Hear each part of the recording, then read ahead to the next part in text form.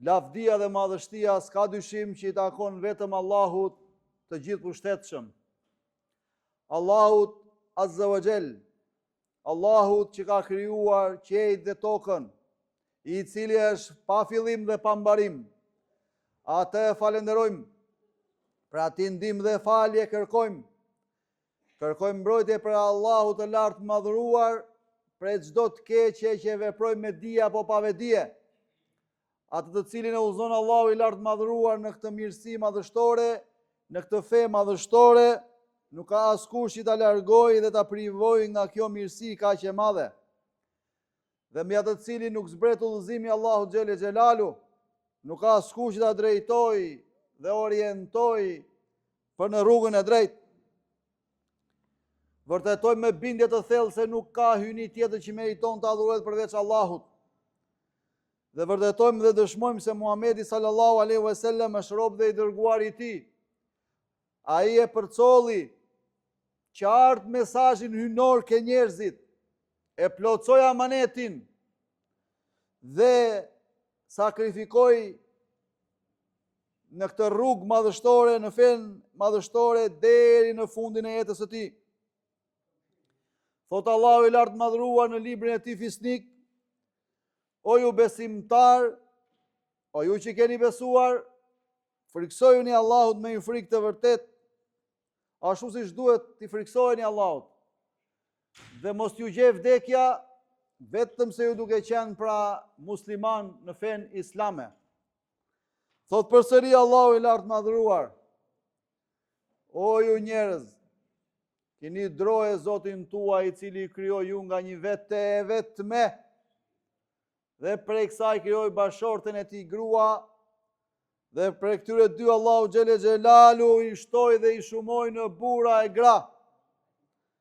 Ndaj friksojeni Allahut, tek i cili ju kërkoni të drejtat e ndërsjellta, dhe ruajini marrëdhëniet fare fisnore, dhe dijeni se Allahu Azza wa Jall gjithmonë është mbikëqyrës me ju dhe ju mbikëqyr. S'ka dyshim se fjala më e mirë është fjala Allahu xhele xhelalu. Dhe udhëzimi më i mirë është udhëzimi me cilin erdhi Muhamedi sallallahu alaihi wasallam. Duhet të jemi të vetëdijshëm se çdo gjë e rrezikshme në fe vjen nga sajesat, nga shpikjet. Do të dimë se çdo shpikje është bidat, do të dimë se çdo bidat është dalale, është humbje, dhe duhet të jemi të vetëdijshëm se çdo humbje e shpije poseduesin e saj në zjarrin e xhehenemit. Të nderuar besimtar, s'ka dyshim se feja jonë islame është feja e moraleve të larta dhe e sjelljeve të hishme. Është një fe që sanksionon e obligon njeriun me sjelljet fisnike, me nektarin e cilave kurohen popujt. Është sjellje që e kanë pasur pejgamberët e Zotit. E ka pasur dhe pejgamberi jon i dashur, Muhamedi alayhi salatu wassalam. Prej moraleve është edhe një virtyt i madh, është një virtyt i madh që është drejtësia. Dhe e kundërta e saj s'ka dyshim që është pa drejtësia. Allahu Azza wa Jall dhe i dërguar i tij gjithmonë urdhrojnë për drejtësi dhe ndalojnë pa drejtësinë. Ky virtyt madhështor është drejtësia, për cilën Allahu xhele xhelalu ka thënë në një hadith kudusi: Ja ibadi, o robrit e mi, inni haramtu dhulma ala nafsi wa ja'altuhu bainakum muharrama fala tadhallamu. Pra, o robrit e mi, unë jam i drejtë ndaj robëve të mi dhe e kam ndaluar pa drejtësinë vetes time. Pra, ata e kam bërë dhe në mesin tuaj, pra e kam bërë haram. Unë urdhëroj për drejtësi, sepse vetë mbaj drejtësi, dhe mos i bëni pa drejtësi njeri tjetrit. Drejtësia është ta vendosësh diçka në vendin që i takon. t'jap njeriu personi tjetër ata që ai e meriton, ashtu si kundër kërkon ta marrë prej tij atë që i takon. Si shtan tekstet fetare, nxisin dhe urdhërojnë fort për këtë virtyt që është prej të cilësive të Allahut xhele xhelalu. Allahu është i drejtë. Allahu thot në surën Maide, ajeti 8, o besimtar, bëhuni të qëndrueshëm në urdhat e Allahut dhe bëhuni dëshmitar, dëshmues për drejtësi. Të mos ju nxit urrejtja për të bërë padrejtësi. Bëhuni të drejtë, se kjo është më afër devotshmërisë dhe friksojuni Allahut, se padyshim Allahu është i dijshëm për çdo gjë që ju punoni. Ndërsa në një ajet tjetër thot, Allahu urdhëron për drejtësi dhe bamirësi. Edhe pejgamberi sallallahu alajhi wasallam përmend në librin e tij fisnik në surën Shura, ku Allahu thot, jam urdhëruar të mbaj drejtësi mes jush, pra për pejgamberin sallallahu alajhi wasallam është urdhëruar që të mbaj drejtësi. Amr ibn Yasir ka thënë, kush i arrin 3 gjëra e ka arritur gjithë besimin. E para të tregohesh i drejtë në vetvete, ti përshëndesësh me selam njerëzit dhe të shpenzosh bamirësi kur je i varfër. Ebu Zinad, Allahu mëshirov, ka thënë, njeriu i drejtë nuk lë borxh pa i larë Zotit të tij dhe distancohet prej çdo gjëje që e ka ndaluar Zoti i tij. Dhe kjo i përmbledh shtyllat e imanit, të besimit. Dërsa Imam Ahmedi, Allahu mëshirov, ka thënë, sa e bukur është drejtësia ndaj çdo gjëje. Ajo është tregues i shpirtit të lartë dhe i zhveshjes prej egoizmit dhe interesit personal. Shifni çfarë fjali e art nga imami i madh i ehli sunetit, Allahu mëshiroft. Sa e bukur është drejtësia ndaj çdo gjëje, ka thënë Imam Ahmedi. Ajo është tregues i shpirtit të lartë dhe i zhveshjes prej egoizmit dhe prej interesit personal. Fundi i saj ambicie të lartë sjell pafajësi.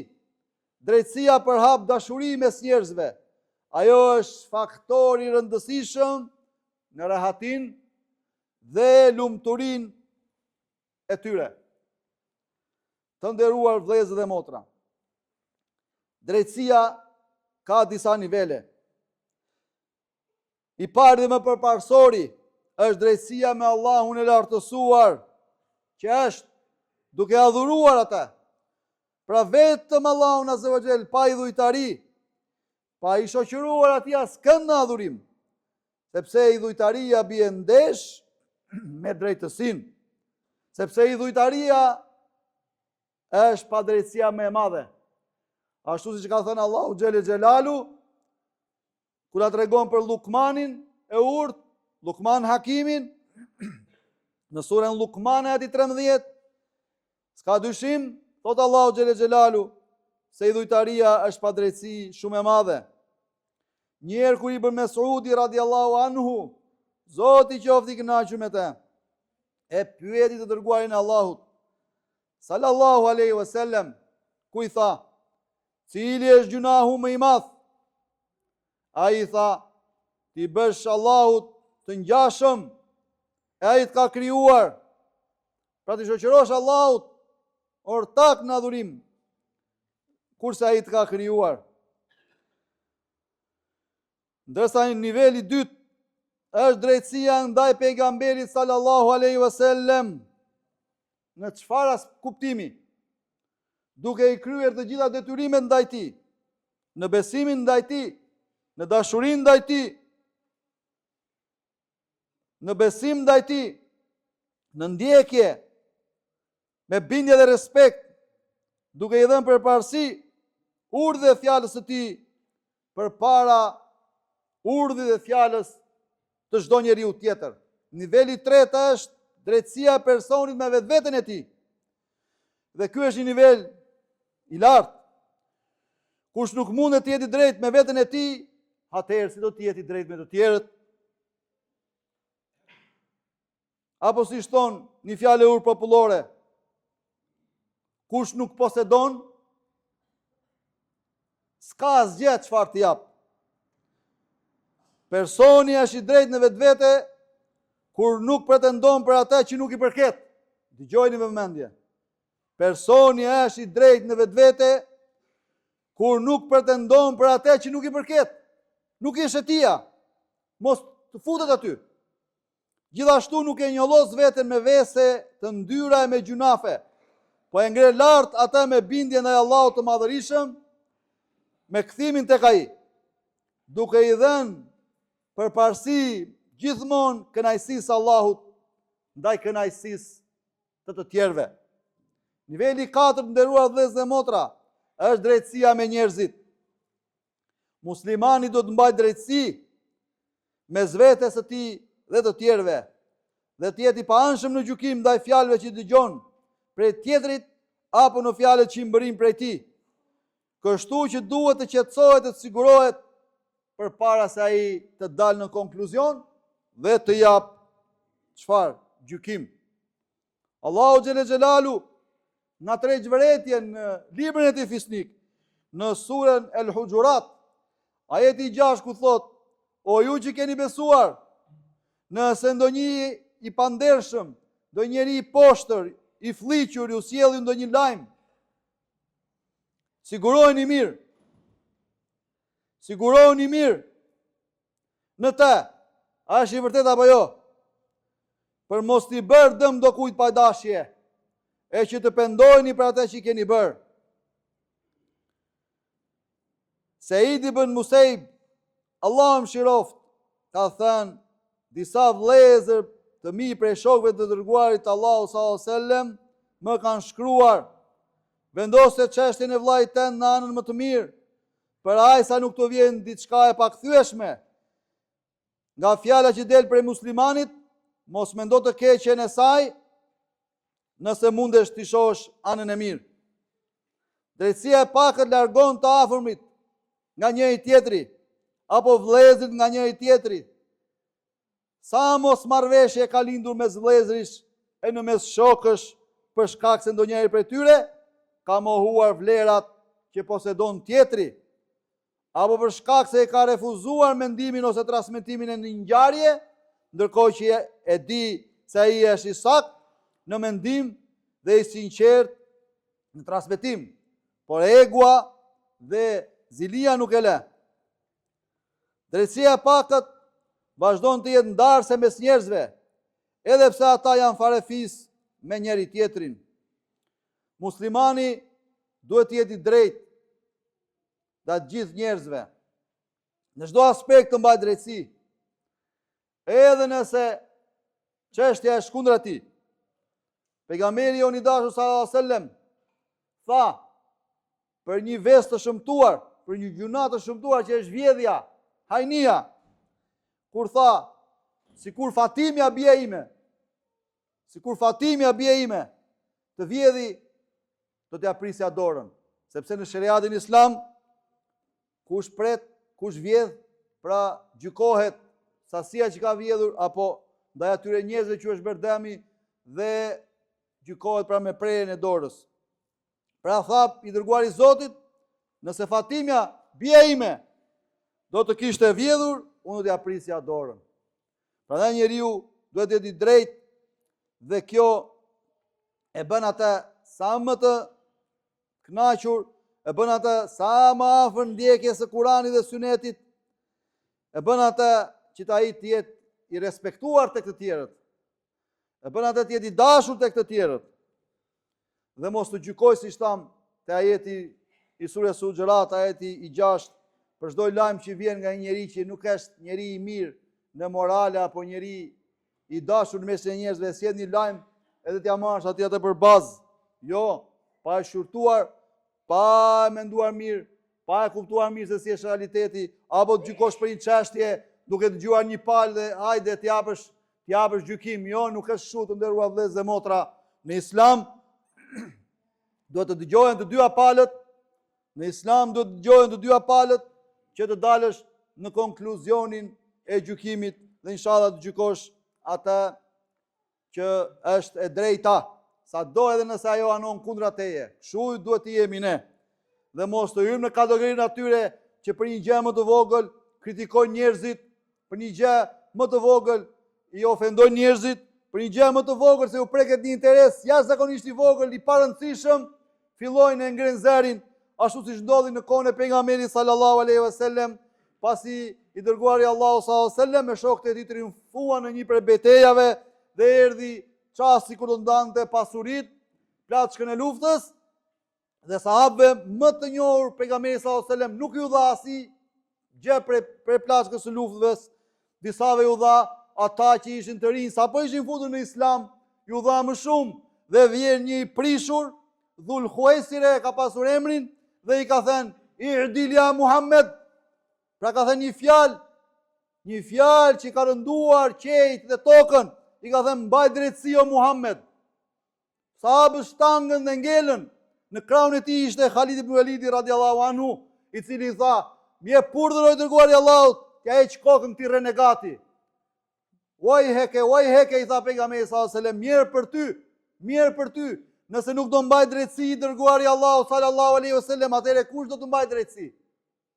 Pra nëse pejgamberi i Zotit nuk do të mbaj drejtësi, kush do të mbaj drejtësi atëherë? Dhe tha pejgamberi i Zotit, do dalin nga lloji i këtij njeriu njerëz që do jenë kundërshtar, njerëz që do jenë të prishur, do dalin njerëz për tekat e tyre, të ulta, do kundërshtojnë të partë e tyre, dhe ka dalë ajo një rrugë shumë e rrezikshme, një sekt shumë i rrezikshëm që janë Khawarizët, Zoti na ruaj. Pra i tha të dërguarit Zotit, mbaj drejtësi, subhanallah. Ku ka shkuar pra arroganca dhe ignoranca. Prandaj bani drejtësi vëllezër dhe motra në mesin tuaj dhe mos bëni pa drejtësi, se pasha Allahun pa drejtësia është terrë në ditën e gjykimit. Pasha Allahun pa drejtësia është errësirë në ditën e gjykimit. Aqulu ma tasma'un wa astaghfirullaha li wa lakum min kulli dhanbin wa su'in fastaghfiruhu innahu huwal ghafurur rahim.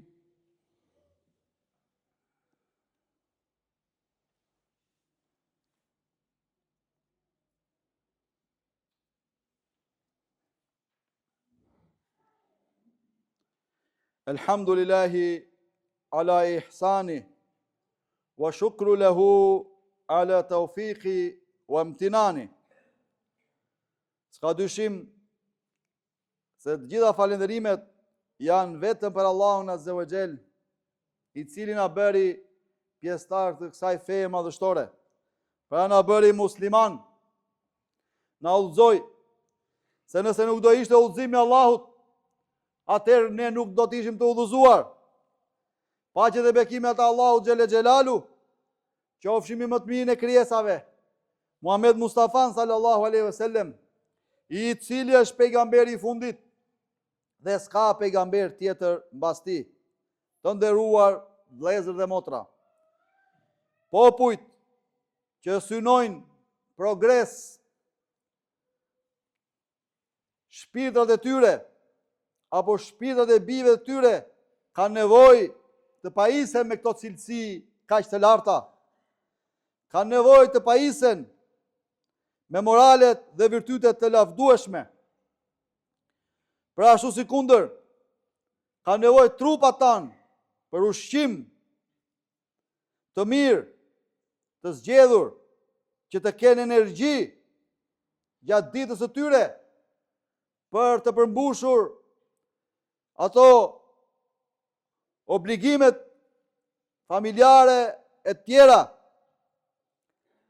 Ashtu ka nevojë edhe trupi i njeriu për drejtësi, sepse drejtësia është një ushqim i domosdoshëm.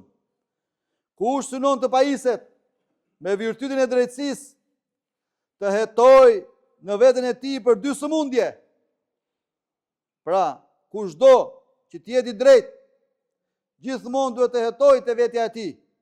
I ka dy sëmundje apo jo? Dhe ajo është smira dhe egzagerimi në egoizëm. Nëse vëren gjurmë të tyre, atëherë të përpiqet ta nënshtrojë veten e tij, nefsin e tij, të bëj luftë me veten e tij, se xhihadi më i madh, të nderuar vëllezër dhe motra, është xhihadi me vetveten tënde. Xhihadi më i madh është xhihadi me nefsin. Pra nëse vren gjurmë të atyre që tham, ta nënshtroj veten e ta rikthejnë në atyshmërinë e asaj të pastër. Mënyra më e mirë është mbështetja fort pas ajeteve kuranore. Mënyra më e mirë është ndjekja dhe pasimi i pejgamberit sallallahu alaihi wasallam, sepse për asaj rrjedh urtësi hynore, sepse përndryshe njeriu është i ekspozuar dhe bie në mëkat.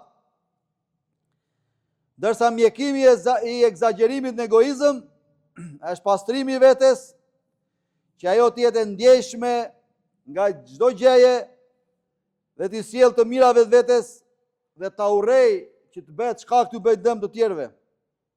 Ibn Hazmi, Allah mëshiroft, ka thënë: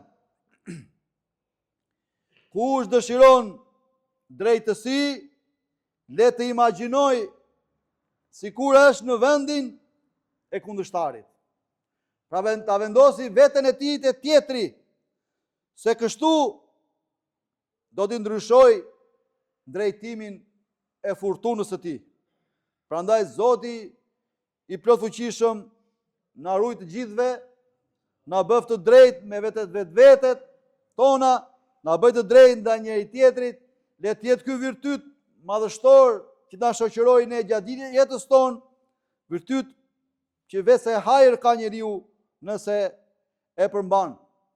Prandaj lut Allahun azza wa jall përsëri me emrat e tij të bukur, cilësitë e tij të përsosura absolute, na bëjnë besimtar të drejtë me vetvetet tona dhe me të tjerët. E lutim Allahun ta bëj besimtar të devotshëm, të sinqert në fjalë dhe në vepra. E lutim Allahun ta bëj ndjekës dhe pasues së rrugës më të drejtë, rrugës së pejgamberit sallallahu alaihi wasallam. E lutim Allahun na ndihmoj, na drejtoj, na bëj banor xhenetit më të lartë, xhenetit Firdeus. E lutim Allahun të ndihmoj muslimanët në anë mban botën ku janë, sidomos vëllezërit dhe motrat tona në Palestinë, në Gaza. E lutim Allahun të mëshiroj të gjallët tanë, të vdekurit tanë.